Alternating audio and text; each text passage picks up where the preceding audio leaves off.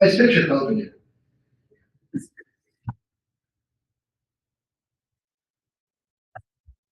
A friend of my son made an interesting observation. The year 2025 of the secular calendar is going to contain Hanukkah twice. Everybody realize that? Oh, yeah. That's true. Because the last 2 days of Hanukkah of 5785 was January 1st and 2nd. The first day of Hanukkah in 5786 will be December, I think, 11th, somewhere around there. Yeah, it'll be 11 days earlier than it was, so it's the 20th, so it'll be the 12th and the 14th. Because every year, the Hebrew calendar is 11 days shorter than the solar calendar. So we back it up, and then in a couple of years, we'll be adding the month again. Okay, so one other thing. Jimmy Carter, president from 1977 to 1981, died earlier this week at the age of 81. And Oh, 100.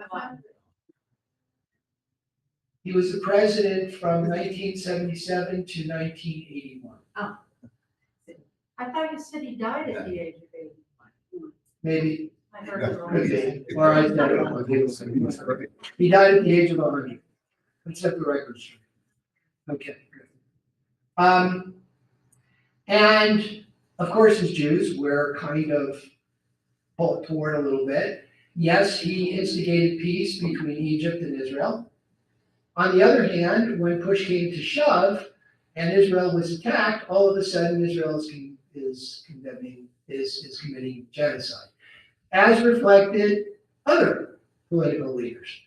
So where do we go with that? I'm gonna leave it up to you. I don't think that's not really anything I really want to talk about, because it'll open up a whole mess of worms, but it is what it is. So make your own decision. Okay, so let's talk about Joseph. Joseph was kind of an interesting person in the Torah. This is the guy who was a snotty little brat at age 17, who aroused jealousy in his brothers to the point that they wanted to kill him. Two of the older brothers, Reuben and Judah, basically saved him, yet condemned him to about 2 years of slavery. He was taken, and there's some confusion because the Torah is vague. Was it the Ishmaelites that took him and passed him on to the Midianites? Was it the Midianites that took him, passed him along to the Ishmaelites who sold him to the Egyptians? Anyway, he ends up as the head of household, a trustee, if you will, in the head of household of one of Pharaoh's top ministers, Potiphar. After being set up, after a year or two, in that court by Potiphar's lonely, extravagant wife for not accepting her come-ons, he's put in prison for 10 years. He correctly interprets the dream of two ministers that were put in hold, okay? And when he asks the one surviving chamberlain to remember him, to Pharaoh, he of course forgets. And then 2 years later, when Pharaoh has a disturbing dream and needs an interpreter, all of a sudden the guy remembers, lest they find out that he knew all along and didn't reveal it, and he's in more trouble. So now Joseph comes out, and his gift of prophecy is put to use as he correctly and validly, that's a word, interprets Pharaoh's dream and basically saves the world from famine. Now, here he is at the age of 30, married to a daughter of Egyptian royalty, having two sons who are growing up what we would now consider to be Jewish, and he is basically the second in command of Egypt, ultimately the chief operating officer of Egypt and the world, saving everybody from death by starvation. So, what do we learn from this? If I were to ask how many people have been in jobs or work situations, or maybe social situations, where you were not being treated fairly, let's put it that way, I'm sure everybody would raise their hand. We've all had it done. as did Joseph. And yet, we've all kind of made it out of that situation. But look what Joseph did. Even though he was being treated unfairly, sold by him, betrayed by his brothers. Okay? Some of us may have younger siblings that, we just want to smack every now and then, right? Because of the way they're behaving. Okay? But we deal with it. We put up with it. Joseph's brothers didn't. There was some immense sibling rivalry going on between the four wives, right? And all the different kids. And he endured betrayal by his brothers being sold into slavery at the age of 17. Yet, he never lost faith. He never became bitter or angry, even though he had every right to be. When he finally reveals himself to his brothers, they're worried. They're like, wow, this little kid that we betrayed is now the second in command of Egypt, and he's got all this power, and yet he forgives us because Joseph saw the big picture. He took the high road. Now, we've all heard that expression, taking the high road.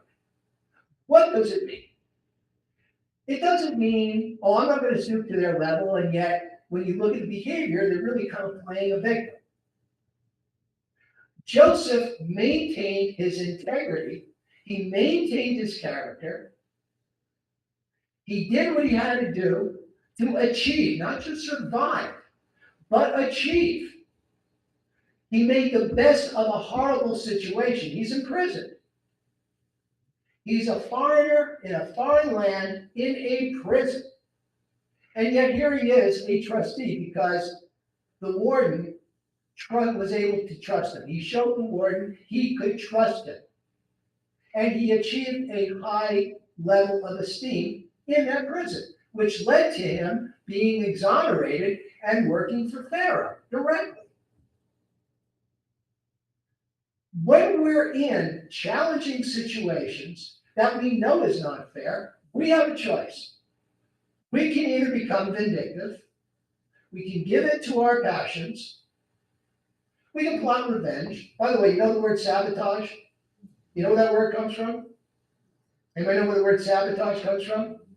It's a Dutch word. Sabot is the name of the shoe that the Dutch wear.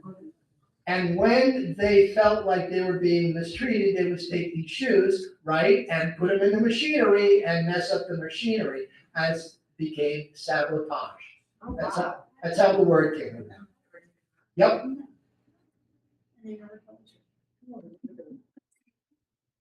Many of us would want to commit sabotage at a job where our boss is absolutely riding us and treating us unfairly.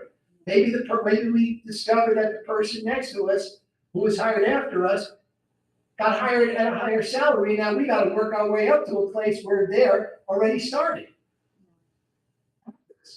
Okay? And we can be vindictive. We can throw our wooden shoes into the machinery, or we can do our best to work through it and be a loyal employee, or find a better place while we're being a loyal employee. We can do that. We have that choice. The rabbis have talked about anger and revenge. They said it's useless. It drags everybody down. We're not denying anybody's feelings. You have the right to your feelings, but it's what you do. It's how you behave. And we need to look at Joseph, because Joseph had every right to be vindictive. And yet he achieved such a height, a foreigner in a land that didn't like ultimate of xenophobia. And we see this later on when a new pharaoh, when a new dynasty takes the throne. So let's all consider that as we go into 2025. And we know that we're going to face challenges. We're going to have those people that mean to do us in, but we can choose to overcome it, not let us get us down, and achieve in spite. Joseph is our example.